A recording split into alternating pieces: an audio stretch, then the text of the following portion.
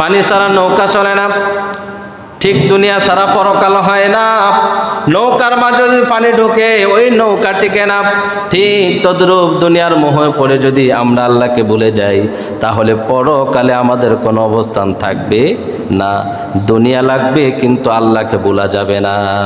কিন্তু আমরা আল্লাহকে ভুলে যাই, আমার রবকে ভুলে যাই, নামাজ পড়ি না, পর্দা মানি না, হালাল রিজিক খাই না, হারামের পিছনে দৌড়াই, সন্তান সন্ততি স্ত্রীর সন্তানদেরকে পর্দায় রাখি না। আমার মুসলমান ভাইয়েরা, সপ্তাহে একদিন জুমার নামাজ পড়েন, এটার নাম মুসলমান না, এটার নাম মুসলমান না। মুসলমান হলো ওই ব্যক্তির নাম যেই ব্যক্তি মসজিদের মিনারায় আজান দেওয়ার সঙ্গে সঙ্গে আল্লাহর ঘরে দৌড়ায় চলে আসে, ওই ব্যক্তির নাম হলো মুসলমান। আর সপ্তাহে একদিন যদি নামাজ পড়েন ওই ব্যক্তির নাম কোনোদিন মুসলমান হতে পারে না। তার কারণ হলো মানুষ যখন ছোট গুনাহ করে, ছোট গুনাহ করতে করতে মানুষ কবিরা গুনাহ করে ফেলে, কবিরা গুনাহ করতে করতে এক পর্যায়ে মানুষ শিরিক করে ফেলে। আর যখন শিরিক করে ফেলে তখন সে আর মুসলমান থাকে না, সে কাফের হয়ে যায়। যদিও মুসলমানের সন্তান হিসাবে দাফন করা হয়, যদিও মুসলমানের সন্তান হিসাবে জানাজা দেওয়া হয়, যদিও মুসলমানের সন্তান হিসাবে আপনাকে মুসলিম রীতি অনুযায়ী দাফন কাফন কমপ্লিট করা হয়, কিন্তু রে মুসলমান, কাল হাসরের ময়দানে ওই মানুষগুলোর অবস্থা হয়ে যাবে কাফেরদের সাথে, কাফেরদের সাথে অবস্থান হয়ে যাবে। কেউ যদি এক রাকাত, কয় রাকাত? এক রাকাত আল্লাহ ফরজ হুকুম ছেড়ে দেয়, আল্লাহ রসুল সাল্লাল্লাহু আলাইহি সাল্লাম হাদিস বিশ্লেষণ করে দেখা যায় সে মুসলমান থাকে না। মান তারাকা সালাতা মুতাআম্মিদান ফাকাদ কাফার, যে নামাজ ছেড়ে দিল সে কাফের হয়ে গেল, বুখারী শরীফের হাদিস। আর কেউ যদি অনিচ্ছা সত্ত্বে এক রাকাত নামাজ কাজা করে, কাজা বুঝেন, অর্থাৎ সময়টা সময় পড়ে নাই, পরে আদায় করছে। ধরেন আপনি জোহর পড়তে পারেন না, আসর সময় আদায় করছেন, কোনো কারণ ছাড়া বিনা কারণে, ওই লোক মৃত্যুবরণ করার সঙ্গে সঙ্গে হাজার হাজার লক্ষ লক্ষ কোটি কোটি বছর এক রাকাতের জন্য জাহান্নামের আগুনে জ্বলতে হবে। এখানে হোকবা বলা হয়েছে, এখন হোকবাদে কত বছর আমি আপনাদেরকে কেমন বুঝাবো, অর্থাৎ কত কোটি বছর এক রাকাত নামাজ আপনি কাজা করার কারণে, বিনা কারণে কত কোটি বছর জাহান্নামে জ্বলবেন তা কোনো হিসাব নাই। এখন যারা নামাজ ঠিক মতন পড়ে না তাদের অবস্থাটা কোথায় হবে আপনি একটু চিন্তা করেন। নামাজ পড়ছেন, সময় মতো পড়েন না, বিনা কারণে কাজা করছেন, কাজা করার কারণে যদি আযাব হয়, নামাজ ছেড়ে দিলে কত আযাব। আমার কথা কি বুঝতেছেন? কথা বলেন, বুঝতেছেন? এখন আপনারা হিসাব করেন। আমার মুসলমান ভাইয়েরা, এই দুনিয়ার পিছনে অনেক মানুষ এই পৃথিবীর মধ্যে বেঁচে ছিল যাদের হুঙ্কারে এই সমাজ, এই দেশের মানুষ থরথর করে কাঁপতেন। যারা এই সমাজ পরিচালনা করেছেন, এই দেশ পরিচালনা করেছেন, ক্ষমতার অভাব ছিল না, অর্থের অভাব ছিল না, টাকার অভাব ছিল না, কোনো কিছুর অভাব ছিল না, যারা কখনো কল্পনাও করতে পারে নাই। কিন্তু আজকে তারা 3.5 হাত কবরের বাসিন্দা হয়ে গেল। আজকে যে তাদের কবরের উপরে বেড়া, বকরি এবং নিকৃষ্ট কুকুর পর্যন্ত যদি পেশাব করে দেয়, আমি জানতে চাই ওই ক্ষমতাশীল ব্যক্তিরা এক মুহূর্তের জন্য কবর থেকে দমক দিয়া কুকুরকে সরাইতে পারবে নাকি? পারবে? তাহলে কিসের অহংকার, কিসের দামাক, কিসের তাকাব্বুরি? আমাদের তো পয়সা কিছু হইলে আর নিজের অবস্থা ভুলে যাই। আমরা মানুষ কতটা অকৃতজ্ঞ জাতি। কিছু পয়সা হয়েছে, কিছু অবস্থান ভালো হয়েছে, আমরা আমাদের অতীত ভুলে যাই। আমরা মানুষকে মানুষ মনে করি না, আমরা মানুষের উপর চড়াও হয়ে যাই। ক্ষমতার দাপট দেখায়, কেউ সম্পদের দাপট দেখায়, আবার কেউ শক্তির দাপট দেখায়। আমার ভাইয়েরা, আমি জানতে চাই এই পৃথিবীর মাঝে অনেক শক্তিশালী লোক আছিল না? কথা বলেন, ছিল কি না? আছে আজকে তারা নেই। তাহলে এই শক্তি কেন দেখাবেন? এই ক্ষমতা কেন দেখাবেন? এই জনবল কেন দেখাবেন? আপনাকে এমনভাবে জীবনটা গঠন করতে হবে, আপনি যখন এই দুনিয়া থেকে চলে যাবেন, যখন আপনার এলান করা হবে উম্মুক মানুষ উম্মুক লোক আর দুনিয়ার মধ্যে নাই, আপনার সংবাদটা শোনার সাথে সাথে মানুষজন বলে ওঠে লোকটা খুব ভালো ছিল, লোকটা খুব ভালো ছিল। এই কথাটাই যখন কোনো মানুষ বলবে, আল্লাহ বলেন আমার বান্দারা যখন ভালো বলে আমি আল্লাহ ভালো বলি, সে গুনাহ করলেও আমি আল্লাহ তাকে মাফ করে জান্নাত দিয়ে দিই। ওই জানাজার মধ্যে দাঁড়াইয়া লোকটা কেমন ছিল ভালো, ওই ভালোর কথা ইসলাম বলে নাই, ও এই ভালোর কথা বলেছে যে একটা মানুষ মারা যাওয়ার সাথে সাথে দূর দূরান্তর মানুষ শোনার সঙ্গে সঙ্গে তার সমাজে, তার দেশের, তার পরিবারের লোকেরা, তার আত্মীয় স্বজনেরা শোনার সঙ্গে সঙ্গে বলে উঠলো লোকটা ভালো ছিল। এই ভালোর দাম আছে। আর এই ভালো যদি কামাইতে চান তাহলে সর্ব অবস্থায় নিজের জবান হেফাজত করেন, নিজের হাত কন্ট্রোল করেন, নিজের বরত্ব, আমিত্ব, দেমাক, অহংকার মাটির সাথে মিশিয়ে দেন। যদি মিশাইতে পারেন তাহলে মনে রাখবেন আল্লাহ আপনার সম্মান বৃদ্ধি করবে। অর্থ সম্পদ, টাকা পয়সা, ক্ষমতা, এগুলো আপনার সম্পদ, আপনার মান সম্মান বৃদ্ধি করতে পারে না। বলো যে কেমনে পারে না? আমি বলতে চাই, এমপি বলেন, মন্ত্রী বলেন, চেয়ারম্যান বলেন, মেম্বার বলেন, সামনে সালাম দেয়, পিছনে গালি দেয়, আছে না? এটা কি সম্মান হলো? একটা হলো মন থেকে সম্মান, আর একটা হলো বাঁচার জন্য সম্মান। আমি আপনাদের কাছে জানতে চাই, এই যে বল্লার বাসা আর মৌমাছির বাসা, দুইটা বাসা কি এক? কথা বলেন এক? বল্লার বাসার মাঝে ঢিল মারলে কামড় খাওয়া যায়, আর মৌমাছির বাসার মধ্যে ঢিল মারলে কামড়ও আছে, মধু আছে, ওইটারে মানুষ বেশি বিরক্ত মনে করে না, তারপরও ওইটা ভাঙে, কামড় আছে কিন্তু মধু আছে। আর বল্লার বাসার মাঝে মানুষের ভুলও ঢিল মারে না, কারণ এটা কামড় ছাড়া কিছু দিতে পারে না। সেজন্য আমি বলি মাছি মার্কা মুসলমান হবেন না, মৌমাছি মার্কা মুসলমান হন। মাছি ময়লা তো বসে, ভালো জায়গাতে বসে, পায়খানা তো বসে, আবার ফলাও কুরমার মধ্যেও বসে। আর মৌমাছি ময়লাত বসে না, শুধু পবিত্র জায়গায় বসে। এই জন্য আমরা তো মাছি মার্কা মুসলমান, মৌমাছি মার্কা মুসলমান হতে পারি নাই। মাছি মার্কা মুসলমান না হইয়া মৌমাছি মার্কা মুসলমান হন, তাহলে আল্লাহ পাক আমাদের উপর রহমত দিবেন, বিপদ থেকে, মুসিবত থেকে আল্লাহ রক্ষা করবেন। আমরা তো মৌমাছি মার্কা মুসলমান হই নাই। আমরা ময়লাতে বসি, ভালো জায়গাতে বসি। এখন এক কথা, তখন আরেক কথা, এখানে এক কথা, ওই জায়গায় আরেক কথা, এই জায়গায় সত্য, ওই জায়গায় মিথ্যা, এনের ফেস ওই জায়গায়, ওই জায়গার ফেস এই জায়গায়। এই যে আমরা লাগাই দেই, মুনাফিকি করি, এটা তো মুসলমানের কাজ না, এটা হচ্ছে মৌমাছির কাজ না, এটা মাছির কাজ। তা আমরা কি মাছি মার্কা মুসলমান হব না মৌমাছি মার্কা মুসলমান হব? কথা কি বুঝতেছেন? আমার মুসলমান ভাইয়েরা, হালিমাতুস সাদিয়া ঘরে ঢুকলেন, আমেনাকে ডেকে বলেন, আমেনা, যদি আমার কাছে বাচ্চাটা পছন্দ হয় তাহলে নিয়ে যাব। আমি জানতে চাই এতক্ষণ পর্যন্ত যে মহিলারা যে বাচ্চাটাকে নিল না এতিম বলে করে, 9 জন মহিলার একজন মহিলাও বাচ্চাটা নিল না এতিম মনে করে, অসহায় মনে করে, এতিম মনে করে, যাকে রেখে গেল বলেন তো তার চাইতে ধনী পৃথিবীর মধ্যে নয়, সারা পৃথিবীর মধ্যে আর কেউ আছে নাকি? আছে? বুদ্ধি করে বলেন তো, যাকে রেখে গেল ওনার নামটা কি? নবী মুহাম্মদ সাল্লাল্লাহু, আমার রসুলকে চিনতে পারে নাই। তারা দুনিয়ার পিছনে দৌড়ায়, দুনিয়ার লালসায় দৌড়াইছে, একটা বার উকি দিয়ে তাকাইল না, এতিম বুঝছি কিছু পাবো না, ছেলেটাকে দেখি, তারা এইটুকু আশা করে নাই। দুনিয়ার পিছনে দৌড়াইছে, অথচ দুনিয়া যার জন্য সৃষ্টি করছে তাকে ফেলাই গেছে। ঠিক আমরা যেটা করি, সারা পৃথিবীটা আল্লাহ পাক আমাদের জন্য বানাইছে, আমরা সে আল্লাহকে ভুলে যাই। ঠিক তদ্রূপ 9 জন মহিলা সারা পৃথিবী যার জন্য আল্লাহ পাক বানাইলেন তাকে ফালাই দিছে, দুনিয়া দিয়ে দৌড় দিস। বাদশাহ হারুন রশিদের একজন দাসী ছিলেন, কালো, আফ্রিকান, দেখতে অসুন্দর, কিন্তু বাদশাহ হারুন রশিদ তাকে সবচেয়ে বেশি মহাব্বত করে, ভালোবাসে। সমস্ত দাসীরা এক জায়গায় আসলেন, ধর্মঘাট করলেন, মিছিল করলেন, বললেন আমরা আপনার বিরুদ্ধে দাঁড়ালাম। বলে ব্যাপার কি? ব্যাপার হলো এই, আমরা সবচাইতে সুন্দরী, আমাদের রূপে গুণে কোনো কিছুর অভাব নাই, তারপর আপনি কেমন জানি ওই কালো দাসীটারে বেশি ভালোবাসেন। বলে তাই? বলে হ্যাঁ, ঠিক আছে, আগামীকাল তার রেজাল্ট পাবে। সমস্ত দাসীদেরকে বললেন আজকে তোমরা যা যে চাইবা, যে যেটা চাইবা আমি সেটাই দিয়ে দিব। কোনো দাসী বলতেছে আমি মুক্তি চাই, মুক্তি।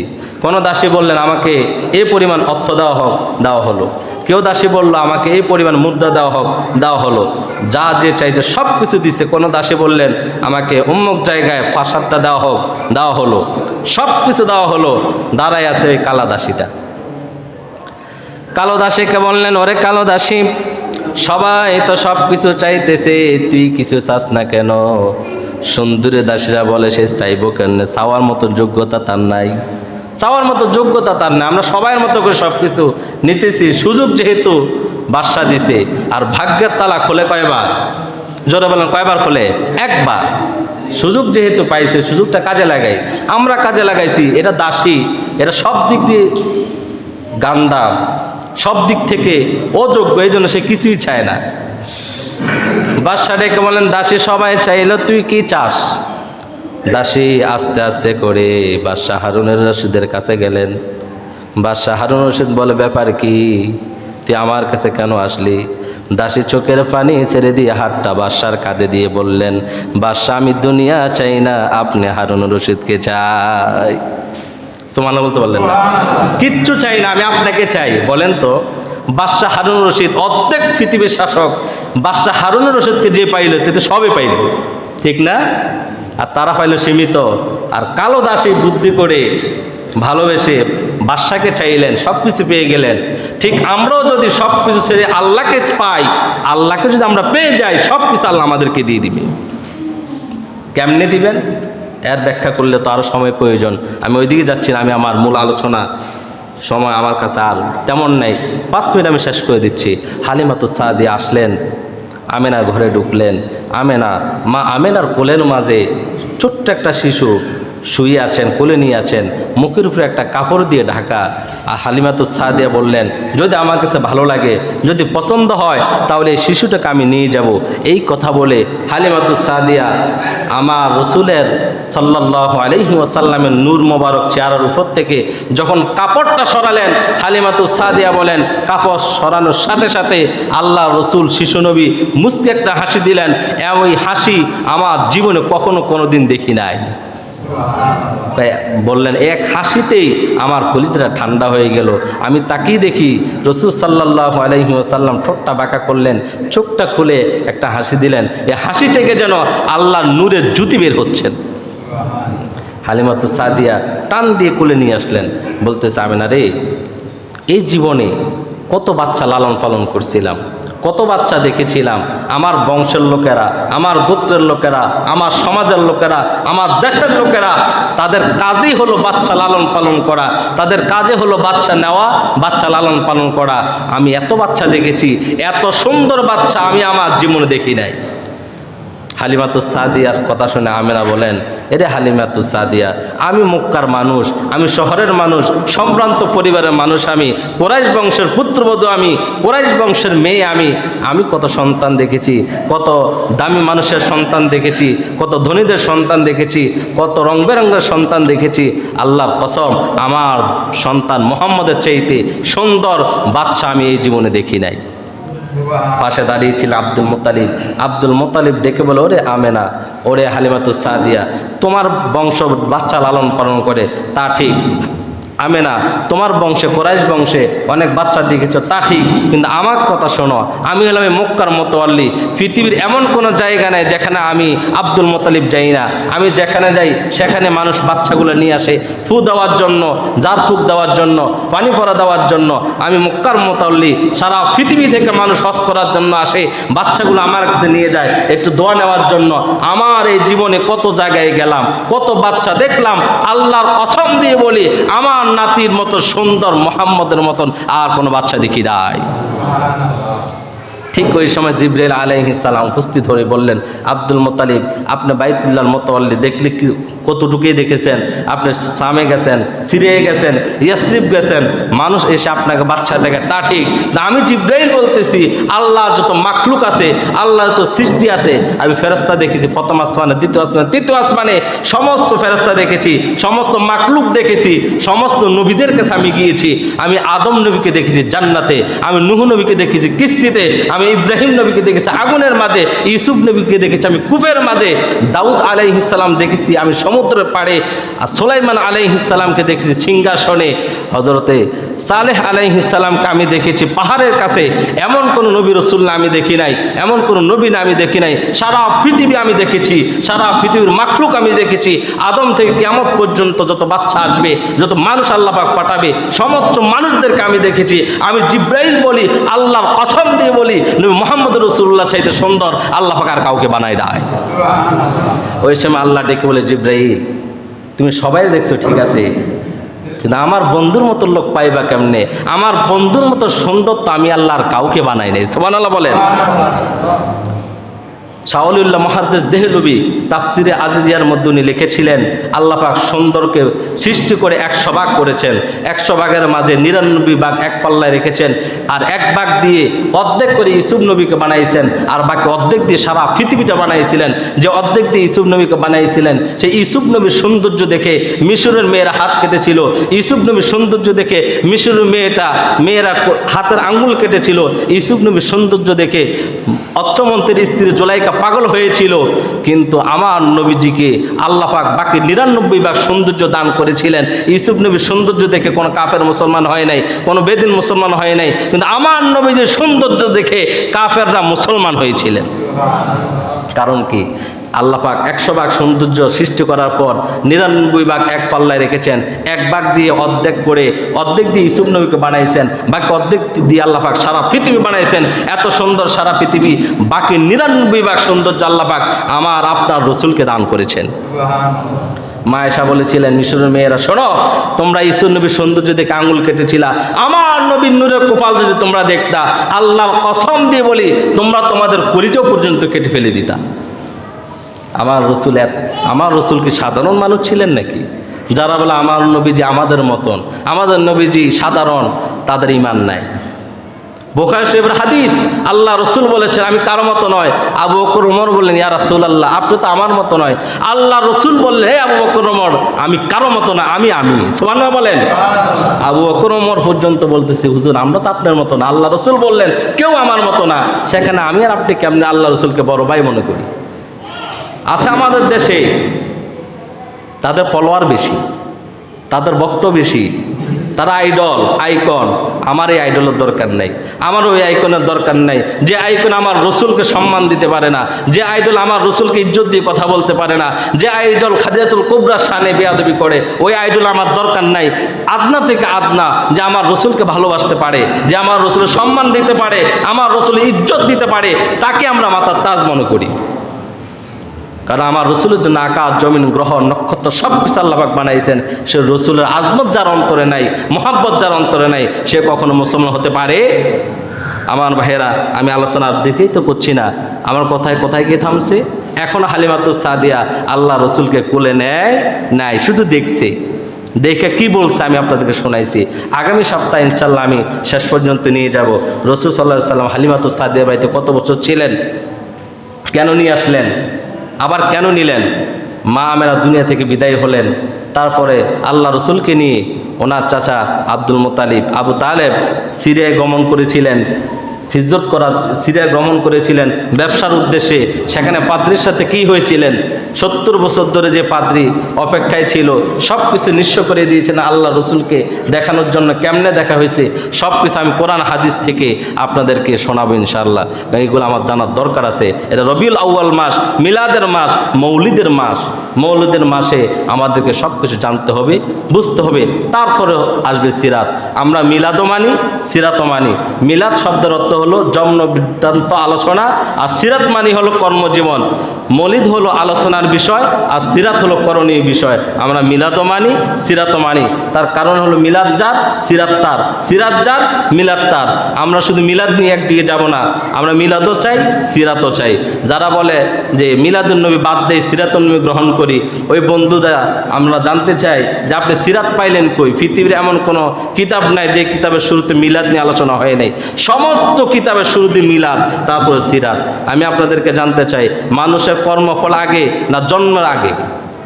এই যে যারা স্কুল কলেজে পড়ছেন, একটা কবিতা পড়ছেন, যেমন জসিমউদ্দিন, শুরুতে তার ঠিকানা আছে না? তার জন্ম কোথায়, কত সালে, কেমন হয়েছে, কি হয়েছে? কাজী নজরুলের ইতিহাস পড়েন নাই? শুরুতে কাজী নজরুল ইতিহাস লেখা না? কাজী নজরুল ইতিহাস লেখা তারপরে না আসছে তার কর্মে জীবন। ঠিক আমার রসুলের শুরু হলো মিলাদ, তারপর হলো সিরাত। আমরা মিলাদও মানি, সিরাতও মানি।